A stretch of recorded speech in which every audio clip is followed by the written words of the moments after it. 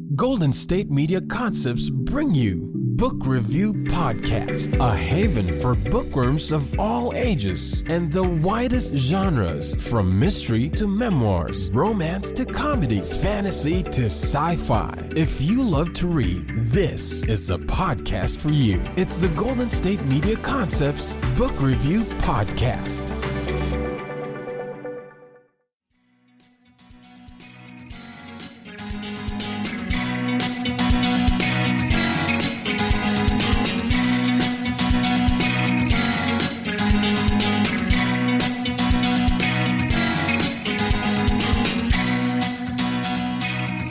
Hello and welcome to the GSMC Book Review Podcast, brought to you by the GSMC Podcast Network. I am your host, Sarah, and I am, as always, very happy to be with you for another episode of the podcast. Hope your week is going well so far. Hope you had a good weekend. The strange thing about continuing to mainly stay home is that my weekends feel like my weekdays, and so I'm always like, what did I do on my weekend? But I did actually get caught up on a few things this weekend, which made me very happy, and I was able to do some crocheting, which I am very behind on, and hopefully I can get some things done because Christmas is coming. So that was my weekend, getting caught up, hanging out with the hubby, doing some crochet, all good stuff. I have, of course, an author interview for you today, and this one is really good timing because this week is Veterans Day, and this is a historical fiction book set in World War II. The author is Samuel Marquis, and the book is called Soldiers of Freedom. Soldiers of Freedom is the true story of the 1944-45 war in occupied Europe and the final Allied struggle to conquer Nazi Germany. The story is told through the eyes of William McBurney, a tank gunner in the 761st Tank Battalion, the first African-American tank unit in World War II. Dynamic General George S. Patton, commander of the U.S. Third Army, and Angela Lang, a 16-year-old German resistance fighter with the anti-Nazi Edelweiss Pirates in Cologne. While Patton's forces liberate France and Belgium, fight in the grueling Battle of the Bulge, and cross the Rhine to conquer Germany, U.S. tanker William McBurney and his Black Panthers must fight two wars at once, one against the German army, the other against the racism of their fellow white soldiers. Meanwhile, as the Allies drive into Germany, Edelweiss pirate Angela Lang must survive the Allied bombing of Cologne while she engages in fierce resistance against the Hitler Youth and Nazis and is hunted down by the Gestapo. The real-life heroism of the 761st Black Panthers and legendary Patton to liberate Europe and the Edelweiss Pirates to combat Nazism comes to life in this historically accurate tale of the final epic struggle in World War II Europe. So that is the description of Soldiers of Freedom. And, as I said, it's very appropriate since Veterans Day is this week, and we will be celebrating those who have served, past and present. And first of all, the level of research that went into this book is amazing, and it is so detailed and so rich with the story. But also, it's historical fiction, but it's based on real people. So William McBurney, real person. I believe Sam says that he is no longer living, but he was a real person. He fought in this first African-American tank battalion. Angela, the Edelweiss pirate character, is actually a composite of some characters, and Sam will explain more about that as we go through it. But everything is really based in historical fact, and so it's historical fiction simply because, there are some things that you have to fill in that you can't always know when it comes to historical fiction, but it is really well researched, and it is, it's fascinating because I did not know about either of these groups, and I feel fairly well-versed in World War II history. If you're a regular listener, that I love books set in this time period, but it's such a broad time frame, and the scope of World War II is just huge because, it took place across the world, and there are so many different stories and different settings that you can talk about. So I was really interested to learn about Patton's Panthers and the Edelweiss Pirates. I didn't even have an inkling of, and I talked to my parents, and they said, nope, we've never heard of it either. Actually, everyone that I've spoken to, some of them have heard of Patton's Panthers, but no one so far that I've spoken with about this book has heard of the Edelweiss Pirates. So really cool to learn about something else that I didn't know about in terms of World War II history. So I can say thank you to Samuel Marquis for bringing these things to my attention so I could learn something new. Let's go ahead and turn to the interview now and learn more about Soldiers of Freedom from the author himself, Samuel Marquis. Samuel, welcome to the podcast. Hi, Sarah. I am very excited to have you here. We are here to talk about your latest historical fiction book. It's called Soldiers of Freedom. Before we get to the book and the series, though, if you could share a bit about yourself, that would be wonderful. Okay. Yes, I'm a practicing hydrogeologist, and I work as an expert witness in the environmental industry, testifying in groundwater cases.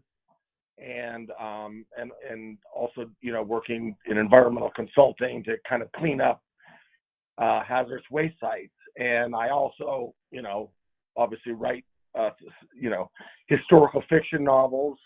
I've written 11 of them, and several of them have received awards for, either in historical fiction or in the history kind of categories. And so, really, I kind of wear two hats, but really writing's my true passion. And it's specifically in historical fiction, colonial America, World War II, the American West, and all of those areas are what I'm really passionate about. And speaking of World War II, that's the time period that this book is set in, and it's actually part of a series. You've written multiple books about World War II. Can you give they're standalone books, but can you talk about the series sort of as a whole? Yeah, my dad and my father's, my wife's father both served in World War II, and so I grew up, hearing World War II stories and watching a lot of World War II movies. So it was always something that always interested me. So I've written 5 books in my World War II series. They are all standalone, and they're not specifically chronologic, but they could be read in chronologic order, if you want sort of the flavor of the war. And so I try, and now I initially started out kind of doing historical fiction with a lot of historical figures, but also some fictionalized characters. And then as I evolved, I kind of was like, well, I really want to just tell the true story. And I really try and stick to the, to the, the actual events that happened. So my first book was more historical fiction, revolving around a kind of fictionalized idea of a countdown to D-Day and, the Enigma Code. And then the last 3 really have been pretty much pure history books, really. Yes, you have to supply some dialogue and some, in the few scenes that I have where, it might be just an introspective, character going through his thoughts and things like that. But really 90% of it is just pure history. And I try and take the actual historical figures and not use fictionalized characters unless I absolutely have to. The current book is called Soldiers of Freedom, and it's a true story about 2 groups that people may or may not be very familiar with. So there's Patton's Panthers, as well as the Edelweiss Pirates, which is the best name ever.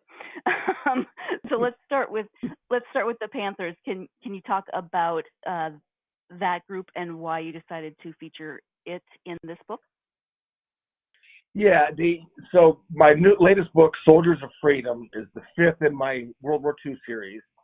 And it really, I initially wanted to do Patton's Panthers, who are the 761st Tank Division, which is the first African-American tank division in United States history that fought in battle. There had never been a black tank unit before, and to be quite honest, the American military and government, tried to do everything to not have this unit, except for just they'd be training, and it was basically Eleanor Roosevelt who pushed it hard.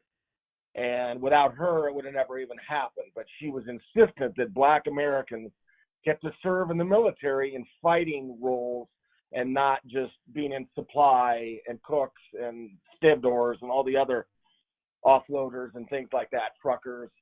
And so she really pushed for it. The military was reluctant, but Leslie McNair, a general, white guy, did the right thing, which you always find these in the history of these revolutions where we're trying to get equality.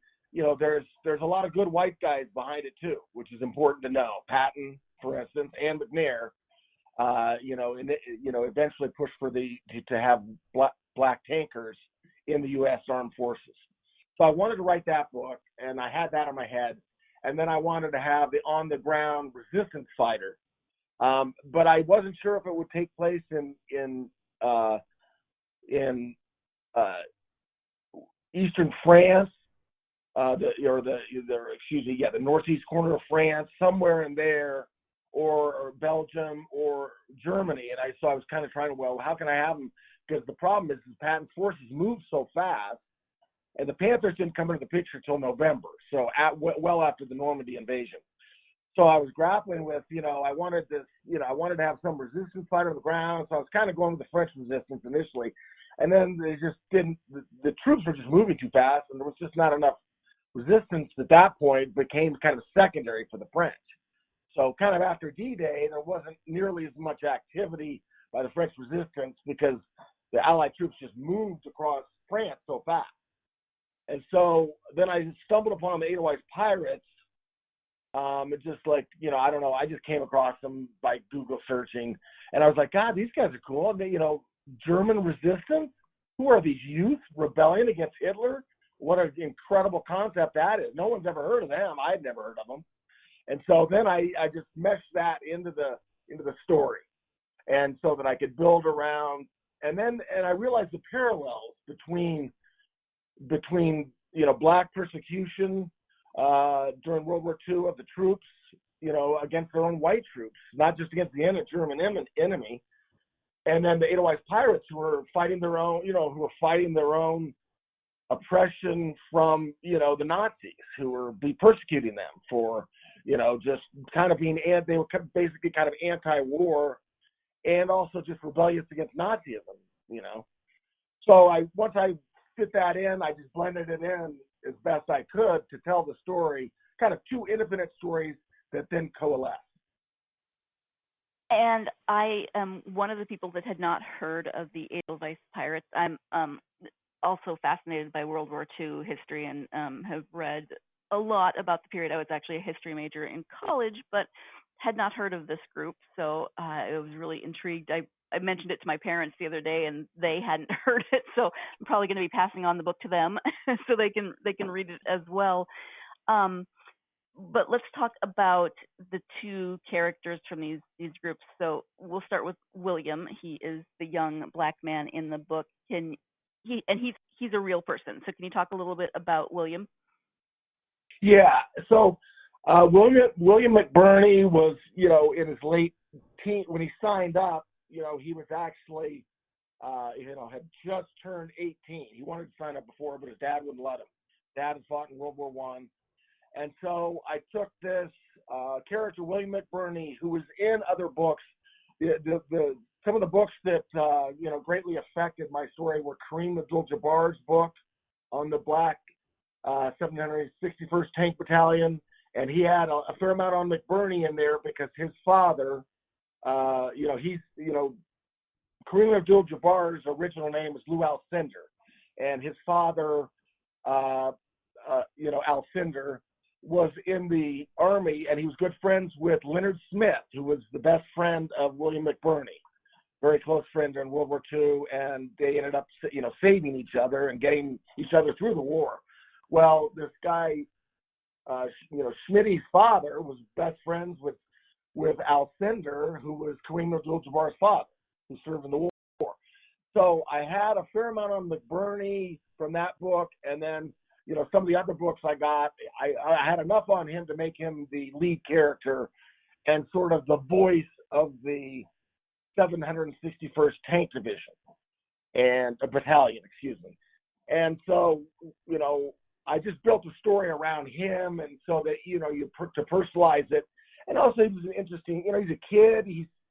I think he's either just passed away or getting up there in years, but he may still be alive, which is amazing because he showed up at all the events for years, and so it's just an interesting. He was just an interesting story to build it around. Yeah, he sounds fascinating, and the connection, the fact that you learned about him from Kareem Abdul-Jabbar's book, that is, I just think that's really cool, the connections in there. So what about William do you think is going to resonate with readers? I think he's just like my dad was at the war. He's almost the same. He was born, around the same time, and he's just a kid. I mean, he's a kid who lived in Hell's Kitchen, New York. Back in so you're talking about right after the Japanese bombed Pearl Harbor, and he's just a guy just like all the guys who wanted to go fight for his country, and he didn't. He wanted to be a pilot though. He read a thing in the New York Post or the New York Times about opportunities for black guys in the Air Corps. It's called the Air Corps then, and so he went into the recruiting station in Lower Manhattan to sign up for that, and he was told, it's my first scene in my book, so I played it out almost exactly, but everything that we know was said, and he was told, no, you can't do that, and why not? Well, and he kept saying, he wouldn't say because you're black. He's just like, well, we can't do that, son, and that's how it was. And so, but the guy at least was nice, helpful enough to say, well, with this tank corps, there's this new tank group coming up. You could try that. So he signed up for that, and he got into the tank corps because he first of all, he was already pre-screened because he had to take the aptitude test. And all these black tankers were exceptionally smart guys that had to make it through to score high. You had to score a certain get a certain point percentage in that test to even get to be a tanker. Otherwise you'd be a foot soldier, an infantryman, and not have any choice, or be thrown in the Navy. And so he, like my dad was. And so he got into the tank group because he was smart, and he was, proved to be a very talented gunner. So he came in as a tank gunner operating a 75 millimeter, 76 millimeter cannon on the tank, on the Sherman tanks. I mean, they didn't train on Sherman tanks. They didn't have, kind of crummy tanks to begin with. But eventually he was fighting in Shermans when he was in northeastern France, Belgium, and in Germany. So he was a kid, a New York kid growing up, and just an average guy. He played some football, got to know Jackie Robinson in my book, who's the character.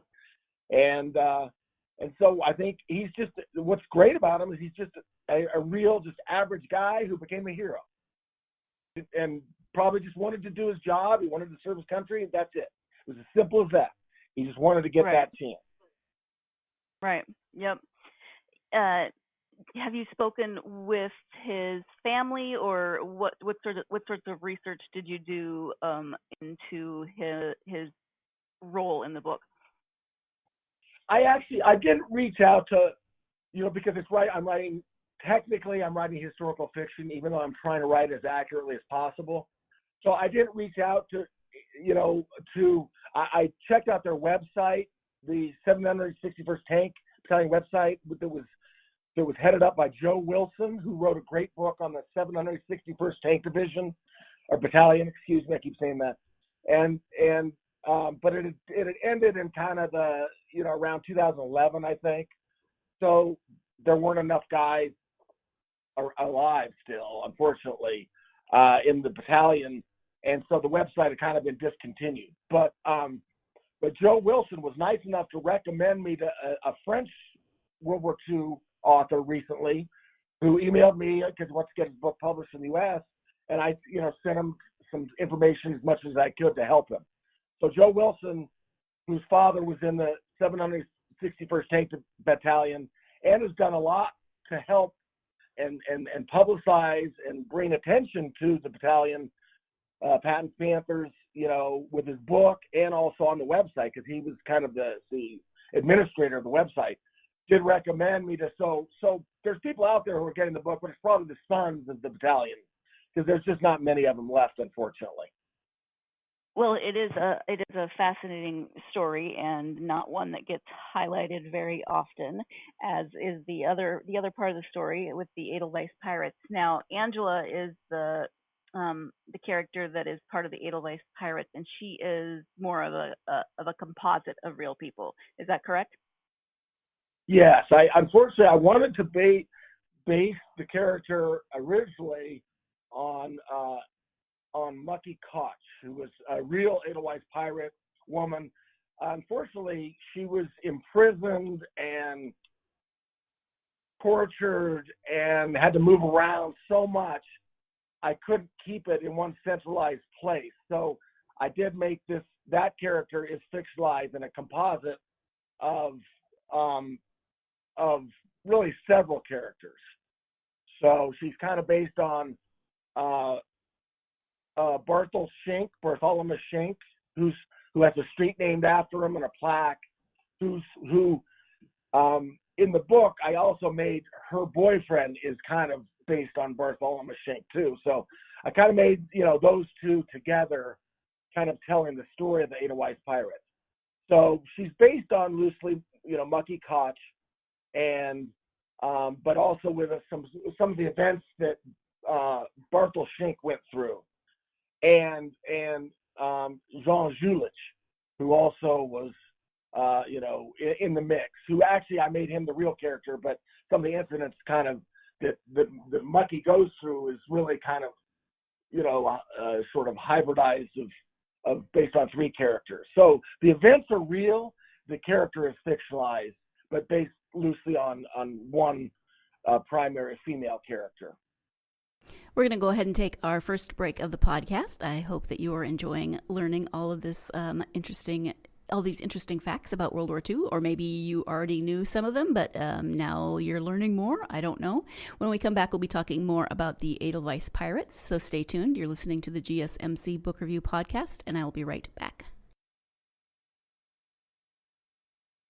Golden State Media Concepts bring you the Bible Study Podcast. Reflect and journey the Bible as together we study God's Word and be inspired. Bible study made fun and informative for all ages. It's the Golden State Media Concepts Bible Study Podcast.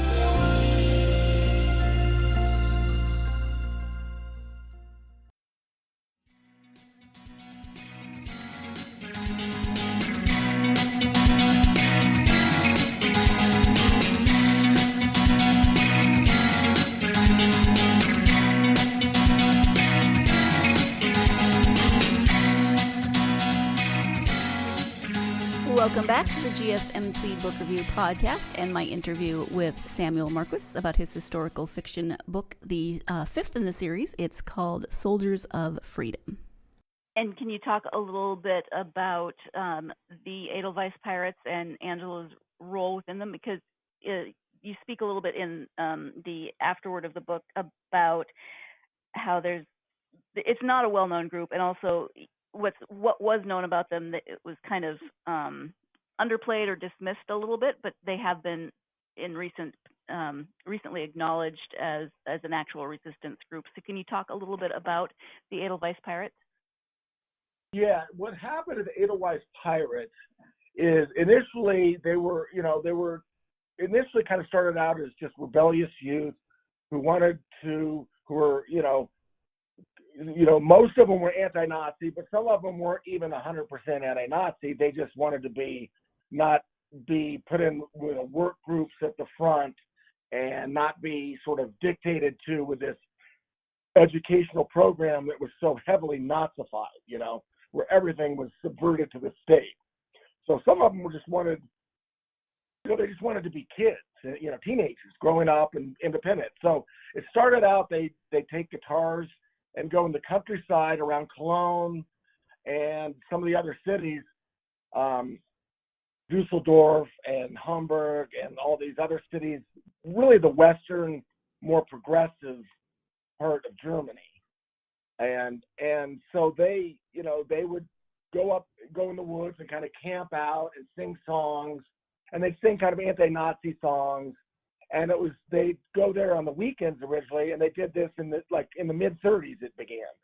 Well, that continued, and then the Nazis didn't even want them doing that. So they would round them up, shave their heads, put them in jail for a day or two to scare them. Back then they were just sort of regarded as just sort of rebellious kids. And Himmler and his SS, they were on the radar, but they weren't brutal to them, but they'd abused them.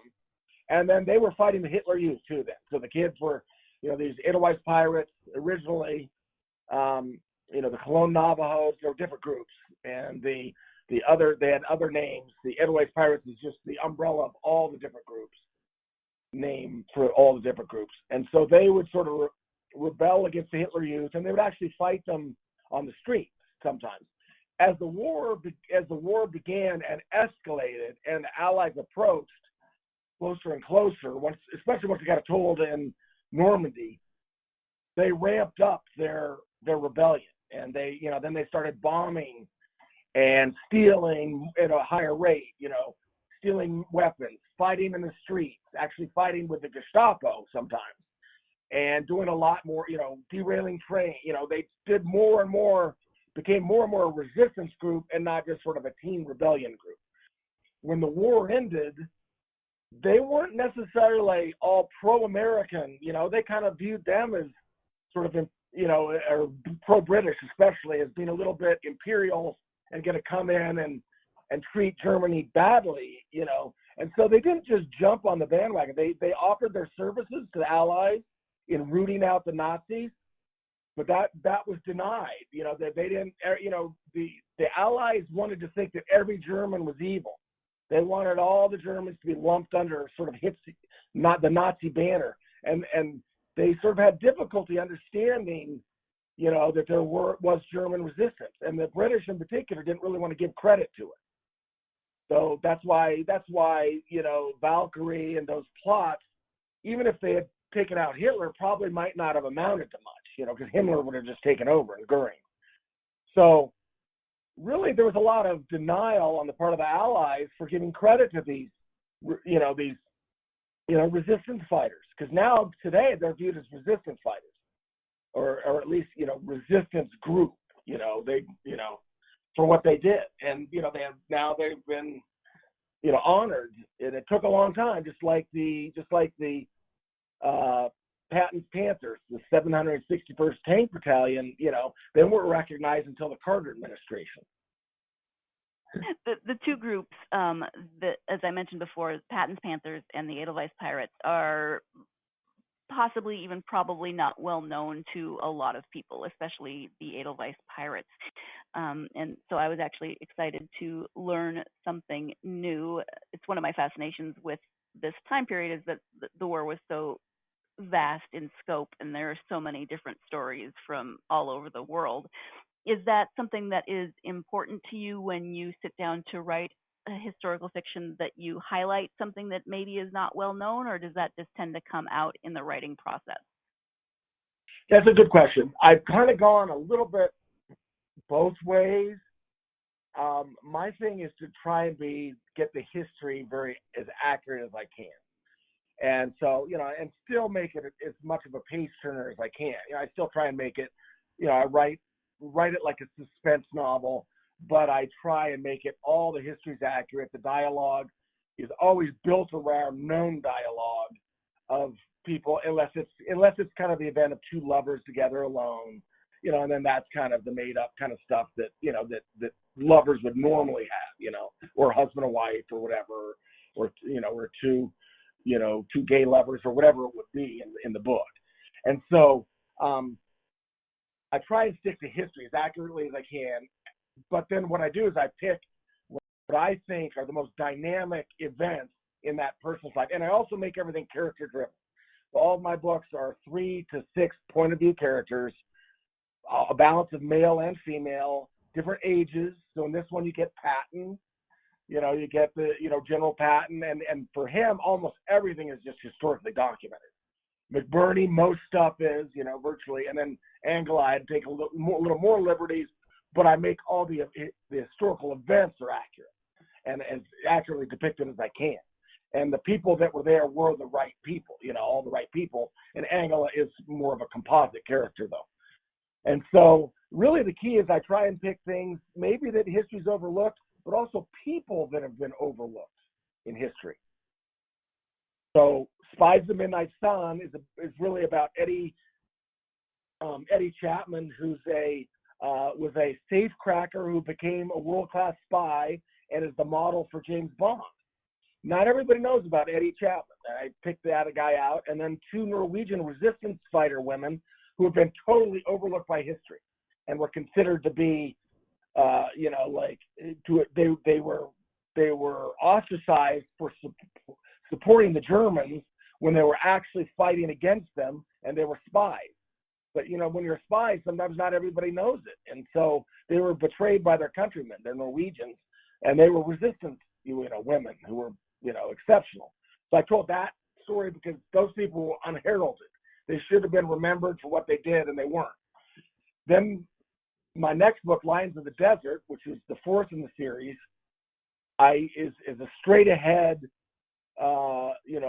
basically the story of Operation Condor in the North African desert, and it's it's basically the true story of The English Patient, the movie and the book, because that author actually didn't tell the true story. It's actually, he made it pretty much a fictionalized account that's based very loosely on the actual events. I took The English Patient, and told the real story in my book, Lions of the Desert. So that's the 4th in the series.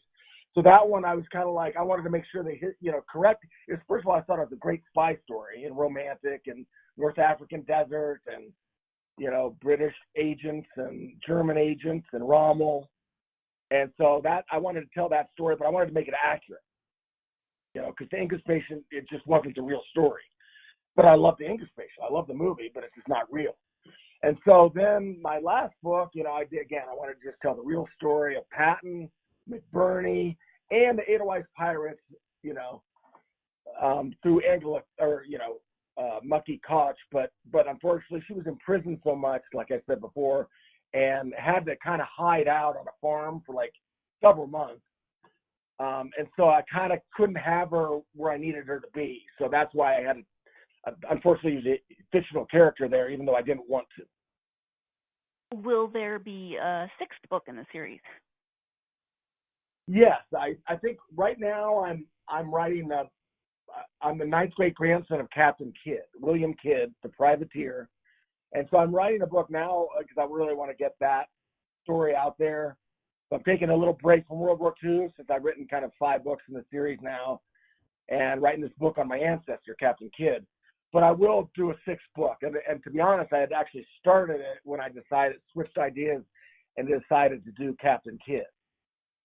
And so I kind of have the 6th book and even the 7th book in the series in my head already, because I think them out long before I start them, and I start reading up. So I usually gear up a couple years before on ideas that I like, and then I just feel like I have to make sure the characters I can not fictionalize them as much as so there's enough known about them. I need a certain amount of information to be able to tell the story, And you mentioned the book about William Kidd. Is this something that you've known all your life? Is it passed down in the family, or is it something you found out through like ancestry or something like that? How has that story come into fruition? Oh, no, I've grown up. I've always been grown up knowing I was the 9th great grandson of Captain Kidd. We've been talking about him since I was a little kid. And then there is the genealogy backs it up in terms of, and we luckily in our family has, some top researchers, Professor David Boyles of the South Dakota School of Mines, and sort of he's a genealogist, so he sort of tracked all that. And then we've had other people in the family that have someone wrote a 780-page thing outlining all the ancestral things. So it's been well established since I was a little kid. The thing is, I grew up on stories that were totally untrue though, because everything I learned, he was a pirate, he was the most vicious pirate of all time, and obviously it's a lot more complicated than that.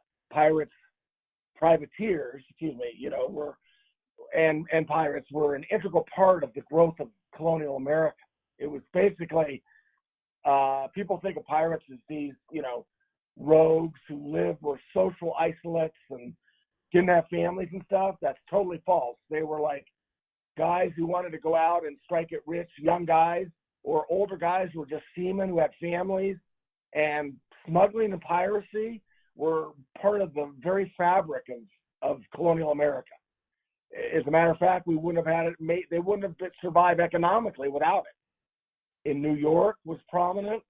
In Boston, the Puritans were, they looked the other way for smuggling and piracy too. Of course, they'd lock up pirates when they had to and were sort of forced, but they looked away on a lot of stuff. Charleston, you look at, Rhode Island was the biggest pirate stronghold in colonial America. So it was really part of the growth of America, which is interesting. See, that's why I like to learn and tell the real history, because the history you learn in school is a lot of times largely wrong, or at least tells only half the story. Absolutely, yeah. So are you working on just a standalone novel? Will this be a series? How are you envisioning telling his story? Well, I have enough material that I would envision I might do a series of books on privateers and pirates in colonial America. So I haven't given a thought. I'm going to do this book now, this book that I'm doing now, and I'm going to do it as narrative nonfiction too, because it's just I want to just tell the story accurately. But I'm also writing the historical fiction version too, which is I'm kind of doing that first, and then I'm going to tell a narrative nonfiction. And I don't know which one I'm going to go with. I'm going to have to make a decision, but I wanted to, I wanted to get the accurate story, but I also wanted to I'd already started it in my style of historical fiction. So I'm going to get that done first and then do the narrative nonfiction version. But it will be the first pirate book, quote unquote pirate book, written that I know of by the direct descendant of the pirate, which is kind of interesting. Yeah. Because I haven't seen one yet. Interesting. So, I'm looking forward to it, and I'm kind of consumed with it right now. Like, I'm getting all the primary references, and with COVID, I'm taking some work to get some things from Q in London. So, but I have almost, 90% of it, and it's going well. It's just a great story. It sounds really interesting. Let's go ahead and take our second break of the podcast. As we go to that break, I will say that my mom has done a ton of work on our family's history and genealogy and ancestry and all of that good stuff. And there is no one famous in my family tree. Lots of interesting people, but no one famous. So I just thought I'd throw that out there. Do you have anyone famous in your family tree? I'd love to hear about it. You are listening to the GSMC Book Review Podcast, and I will be right back. Tired of searching the vast jungle of podcasts? Now listen close and hear this out. There's a podcast network that covers just about everything that you've been searching. Hey! The Golden State Media Concepts Podcast Network is here. Nothing less than a podcast bliss with endless hours of podcast coverage. From news, sports, music, fashion, cooking, entertainment, fantasy, football, and so much more. So stop lurking around and go straight out to the Golden State Media Concepts Podcast Network. Guaranteed to fill that podcast itch. Whatever it may be. Visit us at www.gsmcpodcast.com. Follow us on Facebook and Twitter, and download us on iTunes, SoundCloud, and Google Play.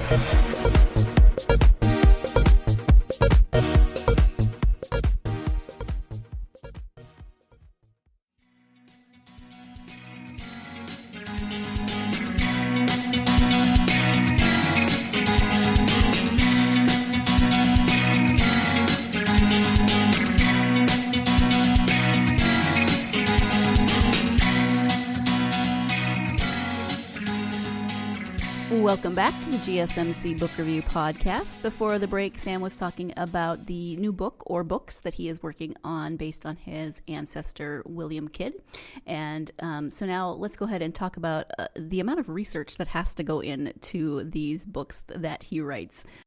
For this book and your other books, I imagine there's a lot of research that goes into that. How much research do you generally do before you start writing?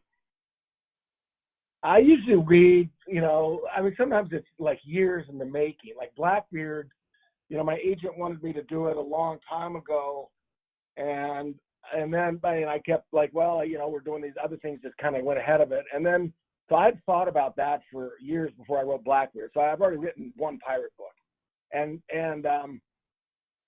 what I wanted to do is I take the newest research and all the historical documents. I get my hands on everything I can get, my World War II books, I'm getting the CIA files and the British Secret Service files, MI5 file, detailed. And, and I get some, the ones in Norwegian and German that have been translated. And so I get as much primary material as I can get my hands on. I've had to do a little more with Captain Kidd just because I'm doing a narrative, I'm doing a nonfiction book now. So it has to be as good as any, nonfiction book that's ever been written on my ancestor. The difference is that it'll be written by an ancestor of Captain Kidd, and I'm telling his story.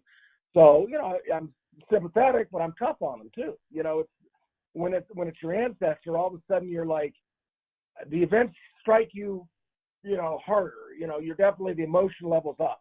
But at the same time, you hold them to a high standard because they kind of, you're a descendant of them. So you don't want them to, you kind of like, God, why'd you do that? And part of it's just our time is so vastly different. People were, dramatically different then, and you can't hold them to the standards of today. That's wrong. That's the wrong way to do history. So you can hold them only to the standards that existed in their time, So, with some exceptions. So it is an exciting thing to take history and try and do it accurately. And I try and be as accurate as I can, but it's still kind of my interpretation of history to some extent. But I try and be as fair and balanced, and most of my readers acknowledge that. Mm-hmm. They like the historical accuracy. Yeah, absolutely. It's a good way for people to learn something that they may not know, or learn more about a topic that they are interested in. But with the underlying story, especially with historical fiction, with that underlying story, it can be a little easier to learn rather than reading just a straight textbook or a history book. Yeah, but I'm going to write Captain Kidd as narrative nonfiction. So believe me, it's going to read my historical novels. A lot of people, to be honest, I won in a history category. I won in a historical nonfiction category for one of them. It was entered in that by my publicist, and it won. So that's how accurately I'm trying to stick to history in my historical fiction. But I'm going to take it up a little notch, have proper footnoting in this book on Captain Kidd, because I want it to be, as good as any book that's ever been written on him, but with the latest, the last 20 years of research, and it's written by, the ninth great grandson of Captain Kidd. That's kind of the, something that I can bring to the table. Mm-hmm. In terms of writing, is it something that you always wanted to do growing up, or did you come to it later in life? How did that work for you? No, I always wanted to. I always loved writing, and I just, I probably when I was young, I was kind of a sort of wild, athletic boy. Probably had too much energy, and so I probably wanted to be a writer more than I was good at it. Until I remember being read aloud in like 6th grade by the teacher in front of the whole class. For the first, and I wrote this thing, and I had I still remember it. it began like on a Father's kind of day with leaves and your father's out there raking the leaves and I'm jumping in them. And it was and I was like, the teacher read it and everyone went, oh, and I was like, God, I might be good at this. It was the first time. The teachers can have, you forget these little events in your life that could be life transforming. And that was one for me. And so I wrote my first novel in high school. It was terrible. I wrote it out on this is, showing my age a little bit, but those big 11 by 17 yellow pads, back then, not everything was typed up, so, and it was terrible. But I wrote my first kind of novel in high school. And I just, I took a lot of English classes, even though I was a geology major in college. So I always wanted to write. I was always kind of like, well, you got to make a living, son. And then, but I really wanted to be a writer. And then, finally I just started doing it, kind of had two careers, so it was always in there. It was from an early age, and, I always wanted, and I took a lot of English classes, but I wasn't actually a journalism or a, writing major or English major, in college. Mm-hmm. But I published a lot of papers too. I guess I should say that I published maybe 25 peer-reviewed papers in journals, and now I've published 11 books. That takes a fair amount of, drive to do that many books and that many peer-reviewed papers in scientific journals and publish a master's thesis. I published my master's thesis in the American Association of Petroleum Geologists back in the day when really only PhDs were kind of publishing it. So obviously I wanted to be the writing, whether it was technical writing or, more fiction writing. I always liked writing and the process of creating. Yeah, thank you for that. Out of your own experience then, would you have advice for aspiring authors? Do I have a site for them, or I actually, can you run me by that again? Yeah. Do you have advice for aspiring authors, especially people who are looking to write historical fiction? Oh yeah, I mean, I think I've written. As a matter of fact, I forgot to say too, I've written a large number of articles since I've been writing in the last decade or so, and so I've published a lot of articles on historical fiction writing. So if you Google my name, some of them will come up. But the one thing I'd say, I think, and not everybody would agree with this, but I think it's really important to stick to the history and just take the most important events, most life-changing events or dramatic, and then highlight those. So I try and recreate every scene I can and make it pure history. Of course, there's some added dialogue. Of course, you're thinking their thoughts. Of course, you're thinking, there's some liberties in there. But I'm almost always true to the exact dialogue. And I take it from their journals. Like, Patton had kept a journal throughout the war. And so you have every day of his thoughts and what he thinks and stuff. So, I try and take as much of those. And Rommel kind of did the same thing. So some of the major people of history, I get a lot from their journals or even articles. McBurney, I got a fair amount after the war because he's been in the news and you can hear what he had to say. So I take what he might have said in, 2002, but it's relevant to something he talks about in the past. And I take his words there and put them in the book where I think they, would belong. I'm still taking his words, but I'm taking them, a little bit later after his life because I don't have as much. He didn't leave a journal, So I think what I would say for aspiring, historical fiction authors is just go try and pick a event that you find important and characters that you can stand behind. Because I love my characters, my villains even too. I pick guys who are, even my villains, I pick guys who are gray, who have shown some gray. Even some of the, some of the guys who are in the SS, I pick guys who are deliberately gray and are sort of intriguing and even go to the other side a little bit. They go both ways. They're not pure Nazis. You'd be surprised at the gray areas, even for, some German guys during World War II. And so I think the key is historical accuracy. Pick characters that you really can stand behind, that have enough history that you can not take endless liberties. Either that, or some people write historical fiction that's not really history. It's just it takes place during historical events, but it's completely fictionalized people. And I'd say, the way that he wrote the Incas Patients, that's not. It's really fiction. There's almost very little of the history that he actually stick to. So it's almost really can't really almost call that historical fiction, I'd say. So I think you want to take it a notch and be a little more historically accurate, because then you can say, hey, it's as accurate as I can make it, and then except for the dialogue and some of the intimate scenes behind, where someone's being consoled or they're with their lover, you have to take a few liberties there and sort of recreate their character, but it has to be consistent with their character. And I would say the last thing, the most important thing to avoid is don't take a historical character and force them to some modern day thing to make him or her look better. Don't take away their flaws of their era.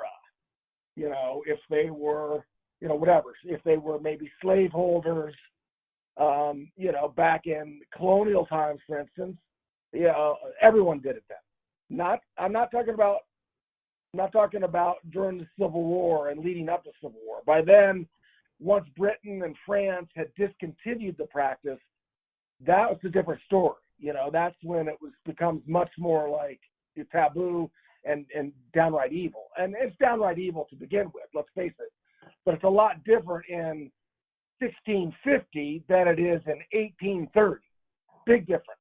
It's also a big difference on the southern plantation versus up north, with a maid versus a field hand. And I'm not trying to say it's not evil, because it's evil to begin with.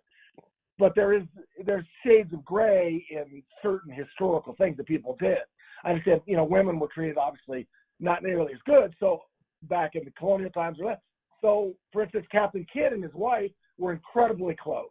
He actually did a lot of things to avoid to make sure that she was prominent, and she went out of her way to help rescue him in his time of trouble. So here's one of the greatest love stories ever written. Captain Kidd and Sarah Kidd, my ninth great-grandfather, and his wife, and they are, remarkable people. And they were fighting, kind of against British oppression, and he was a hero for America. He's fighting the French on behalf of colonial America.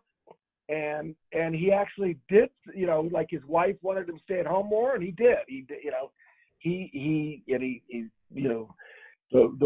Some of the things he did are very modern.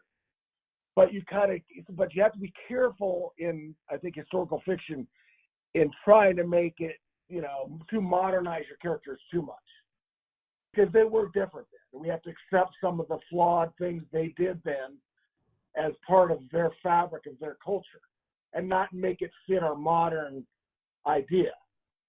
At the same time, I always try and pick people that were kind of progressive in their era, because that's the people I'm drawn to naturally. So, if that's what you need to do, then pick someone who's, like Harriet Tubman. I mean, she's a hero in any world, right? I mean, here's this incredible woman, black woman, who's freeing, hundreds of slaves and bringing them as almost a scout or a guide across the border through swamps, crossing rivers, going through trees, being hunted down by hounds. And I mean, she's a hero. I mean, an outrageous hero in her era. So, if those are the people you're drawn to, then, pick those kinds of people, to your books. But don't try and modernize them artificially. Okay, time for the last break of the podcast, and when we come back, we'll be wrapping up the interview with Sam. So stay tuned. You're listening to the GSMC Book Review Podcast, and I will be right back. Golden State Media Concepts Sci-Fi Podcast. Together we dive into the world of sci-fi and science fiction. From episodes of Star Trek, Star Wars, to The Walking Dead, Resident Evil, all the hot new science fiction movies from the back doors of Marvel or DC. The Golden State Media Concepts Sci-Fi Podcast. You'll never look at science fiction the same way again.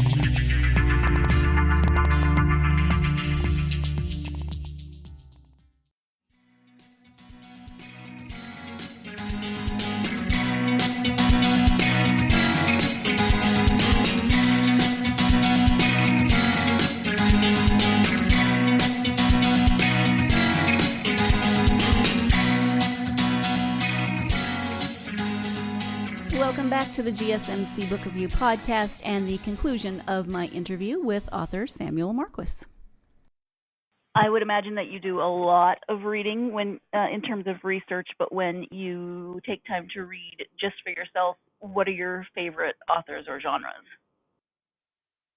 Unfortunately, I don't have any reading time to myself at all because I have to read so much to write these books. I mean, I have literally read probably 100 books on Captain Kidd and maybe 500 articles in the last 6 months. So I have zero time for anything else. But what I like, the people that I like Ben McIntyre, who writes World War II and espionage stories. He's British. I love Ron Chernow, who's written on Grant and Washington and Alexander Hamilton. And I like sort of I read a lot of historical nonfiction is what I read. And so those are two of the guys. I'm trying to think of who else. Looking on my bookshelf here because I can't remember. Oh, I like Colin Woodard. I like Rick Atkinson, who's written great World War II thing. Actually, he was influential in me starting to write these World War II books. Rick Atkinson, he wrote that World War II trilogy, and now he's writing a Revolutionary War trilogy. And so I like him a lot. So those are some of the people. I'm trying to think of some others, and I can't think. I've read Stephen Ambrose. I like some of his World War II stuff. Trying to think of who else there is. Oh, Philbrick, Nathaniel Philbrick. Eric Larson. So I like Eric Larson. So those are all nonfiction books. So those are the ones that I do read. I guess I read a tiny bit outside of when I'm doing research. But lately, for the last few years, it's been pretty heavy on the research because I have to read so much to write a historical fiction novel. It's an astronomical amount that you have to kind of take in to really be accurate. Right, sure. Well, thank you for that. I know you have a website, so if you could tell people where to find your website as well as where they might be able to interact with you on social media.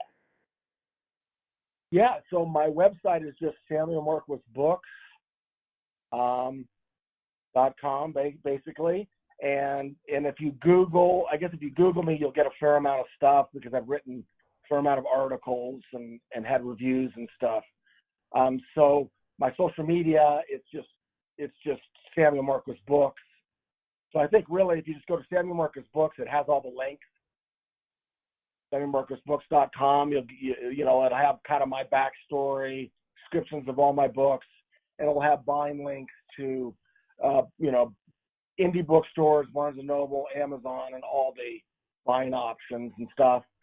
And also links to all my social media, too. So I'm on Twitter, Facebook, Instagram. I guess I'm on LinkedIn, but I think that's a little more my just geologist profile. So that's kind of where I am. And if you just Google me, if you just Google Samuel Marquis Books, you'll get more information than you need. Okay, sounds good. Well, we have talked about quite a few different topics today, but is there anything that we haven't covered that you wanted to mention or bring up? No, I guess we kind of talked about Captain Kidd, my newest book, early on. So we kind of covered that. So normally I would have kind of segued to my newest book, but I've already done that. But I guess what I want to leave people with is, especially people who maybe haven't read my books, what I strive for, and I think I've come out, and I've kind of said it in this interview, is I really do strive for historical accuracy, is, first and foremost, and at the same time try and make a very suspense-driven novel with characters that people will care about, but also tell an interesting story from a historical standpoint. But I do really try and stick to accuracy. So I think for some people who like to only read historical nonfiction, I think they may be surprised if they read my books that basically you'll find it very similar to the narrative nonfiction of an Eric Larson or a Nathaniel Philbrick, or some of these others who are writing, they're writing nonfiction, but they're writing narrative nonfiction, which comes very close to historical fiction, at least my historical fiction. So I would just, say that to people that, if you want historical accuracy and sort of, either little known events or people who are overlooked by history, that's kind of what my books try and bring out. All of them, whether it's Blackbeard, Captain Kidd, or, my World War II books in the desert that kind of feature Rommel, or my new book that features Patton. We haven't talked about Patton at all. But, the new book is not just McBurney and the Edelweiss Pirates, but George Patton, who I guess one thing I'd like to leave people with was instrumental in supporting the Black Panthers. The 761st Tank Division is called Patton Panthers for a reason, because he asked specifically for them, and he's the first, white combat, general to integrate to get black, tankers in the Third Army. And they were instrumental, and he came out and he spoke to them. He didn't go to speak to every troop, but he went out and spoke to these guys, and they all remember it. It was one of the most memorable events of their life. They all talked about Patton. They also said he's, it's Patton. He's incredible, and he was, and he's also the first to integrate rifle companies. So he was the first to have Black Americans integrated with whites in rifle companies, and he didn't wait for approval. He just did it. So, Patton said some dumb things that, and did some dumb things late in the war, particularly. Some people think that maybe when he was, he was a polo player and he fell off his horse and had some head trauma. So some people think he might have had, head trauma injury like NFL, players have had. And so sometimes he'd say some, kind of crazy stuff, let's face it. But he was still a great general, legendary general. And he should be remembered for, being the first to have black tankers in his Third Army, and for integrating his sharpshooting battalion or sharpshooting companies. So I'll leave it a little bit on the note of Patton. All right. Well, thank you for that. And thank you so much for taking the time to speak with me about not only your World War II books, but also the William Kidd books that are coming up. I really appreciate your time. Well, thank you very much, Sarah, for having me. Thank you again to Samuel Marquis for joining me for this interview to talk about not only Soldiers of Freedom, but some of the other books in his World War II series and his new book about his ancestor, William Kidd. If you are a fan of historical fiction, if you are a fan of World War II, that time period, you should definitely check this book out. And like I said, it's really good timing that this episode is airing the week of Veterans Day. Speaking of Veterans Day, thank you to everyone who has served in my family, and my grandpa Harry, my uncle Dave, my dad, and my oldest niece have all been in the Navy. My niece is just finishing up her 4 years in the next week or so, I believe, maybe a couple of weeks. I can't remember the exact date. I'll have to double check on that. But so she has just finished up her time, and her husband actually finished about a month or 6 weeks ago, although he ruined the streak because she married a Marine. but that's okay, we love him anyway. He just ruined my Navy streak. Anyway, thank you to those members of my family, and thank you to everyone who has served. It is so very appreciated. So as always, thank you for joining me, and I hope that you will join me for the next interview that will be with author Solomon Goldstein Rose. He has written a book called The 100% Solution, a plan for solving climate change. So this one is nonfiction, and he talks a lot about what needs to happen in order to ensure that we still have a planet for coming generations. And so it's a bit of a tough read simply because of the overwhelming feel of this problem, but he works very hard throughout the book to create or present solutions that can work. The 100% solution, he says, as opposed to the 10% solution that, kind of just addresses the immediate needs but not the long-term effects. So hopefully you'll join me for that interview on the next episode. And in the meantime, I hope you are having a wonderful week. If you are a fan of this podcast, please do, as I always ask, write us a nice review. 5 stars are great. Written is great. Everything, is just help us. It helps us to get word about the podcast out there into the world. Thank you for that. And thank you for those of you who follow us on social media. If you do not follow us, I would love to have you follow us. We are Facebook, Twitter, Instagram, GSMC Book Review, pretty easy to find. So thank you so much for following. But if you don't follow us, please do and interact with me. I love to hear your stories. I love to hear what you're reading, just whatever you want to chat about. So thank you so much again for listening, and tune in next time. In the meantime, I hope you're having a wonderful week. Make sure you say thank you to the veterans in your life, and I hope that this week involves plenty of time to get yourself lost in a good book. Thank you. You've been listening to the Golden State Media Concepts Book Review Podcast, part of the Golden State Media Concepts Podcast Network. You can find this show and others like it at www.gsmcpodcast.com. Download our podcast on iTunes, Stitcher, SoundCloud, and Google Play. Just type in GSMC to find all the shows from the Golden State Media Concepts Podcast Network, from movies to music, from sports to entertainment, and even weird news. You can also follow us on Twitter and on Facebook. Thank you, and we hope you have enjoyed today's program.